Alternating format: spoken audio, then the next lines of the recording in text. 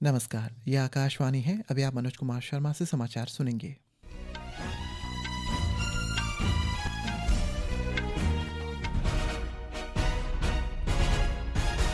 पहले मुख्य समाचार। संसद के दोनों सदनों में केंद्रीय बजट पर चर्चा शुरू हुई। लोक जनशक्ति पार्टी के अरुण भारती ने इसे दूरदर्शी और समावेशी बजट बताया।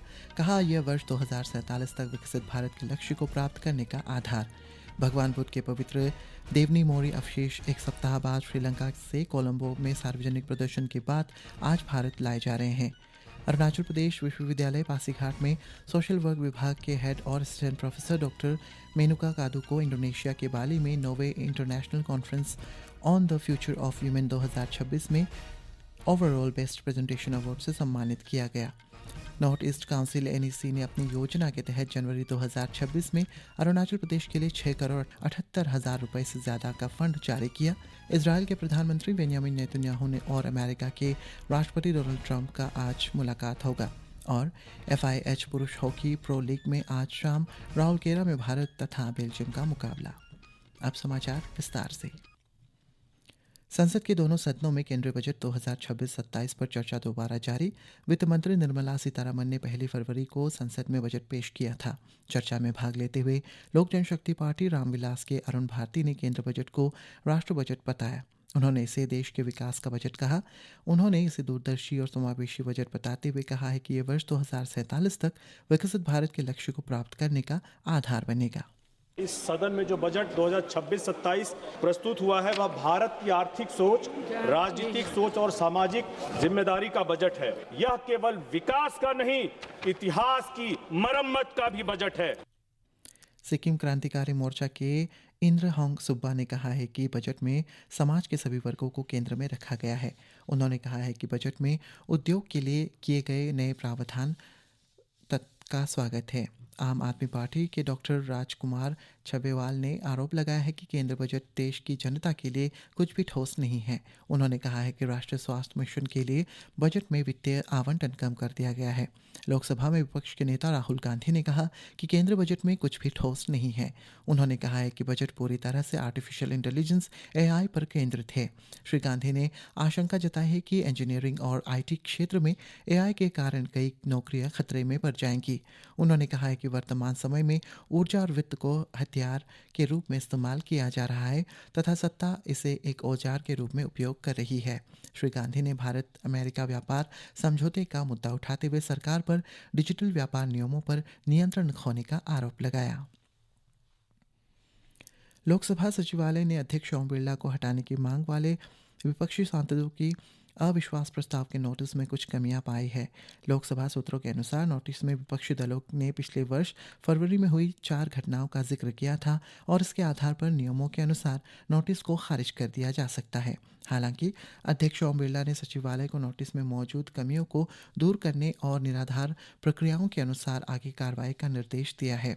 वहीं लोकसभा अध्यक्ष ओम बिरला ने नैतिक आधार पर यह निर्णय लिया है कि जब तक विपक्ष द्वारा उनके खिलाफ किए गए अविश्वास प्रस्ताव का निपटारा नहीं हो जाता तब तक वे सदन की कार्रवाई में शामिल नहीं होंगे।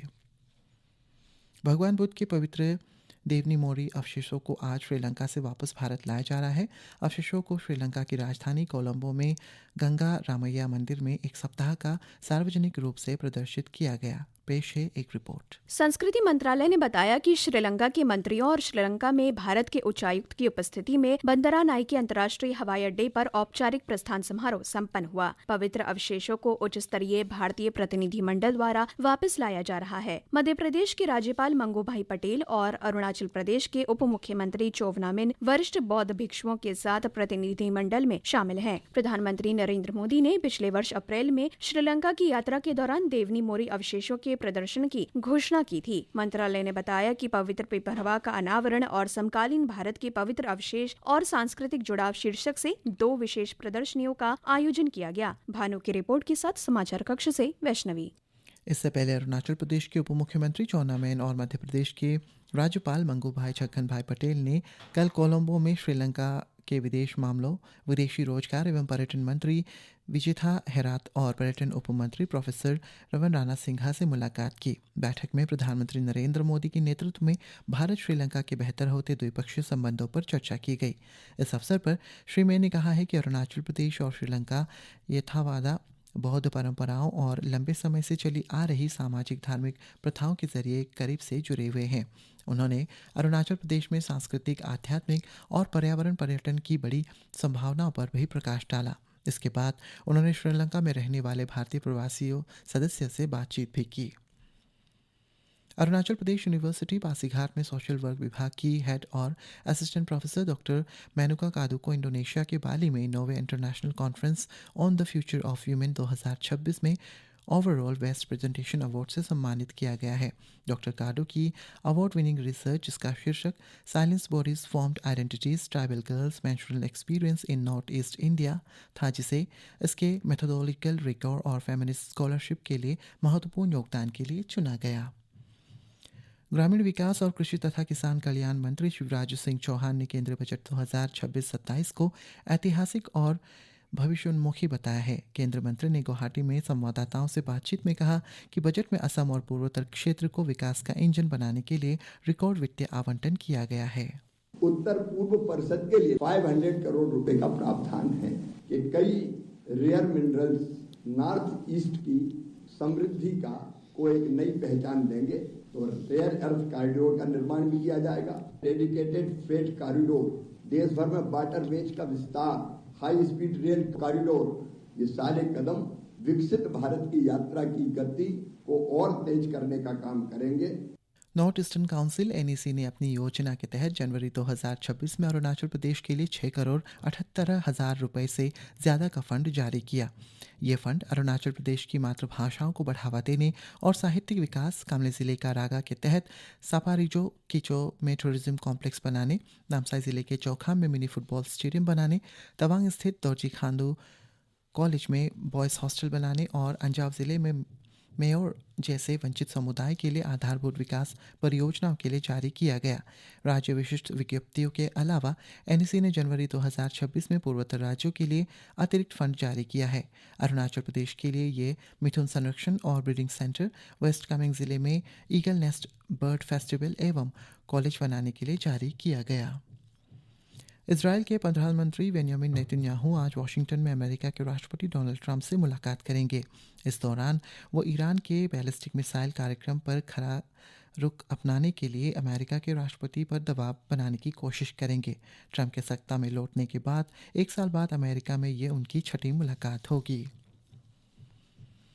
FIH पुरुष हॉकी प्री लीग में आज भारत और बेल्जियम का मुकाबला होगा। यह मैच राउरकेला में बिरसा मुंडा अंतर्राष्ट्रीय हॉकी स्टेडियम में शाम 7:30 बजे से खेला जाएगा। कप्तान हरमितप्रीत सिंह की अगुवाई में कल भारत का मुकाबला अर्जेंटीना से होगा। देश में घरेलू और सौर मंडल उत्पादन क्षमता 144 गीगावाट तक पहुंच गई है। केंद्रीय नवीन और नवीकरणीय ऊर्जा मंत्री प्रहलाद जोशी ने आज लोकसभा में पूरक प्रश्नों के उत्तर में ये जानकारी दी। श्री जोशी ने कहा है कि पहले सौर ऊर्जा उत्पादन केवल 6 से 7 गीगावाट ही होता था। रेल मंत्री अश्विनी वैष्णव ने कहा है कि केंद्र सरकार ने केंद्रीय बजट 2026-27 में पश्चिम बंगाल के लिए रिकॉर्ड 14,205 करोड़ रुपए का रेल बजट आवंटित किया है। महाराष्ट्र के बारे में बात करते हुए श्री वैष्णव ने कहा है कि रेल विकास कार्य व्यापक रूप से चल रहा है और राज्य में वर्तमान में 1,50,000 करोड़ रुपए से रेल परियोजनाएं प्रगति पर है। और अंत में मुख्य समाचार एक बार फिर।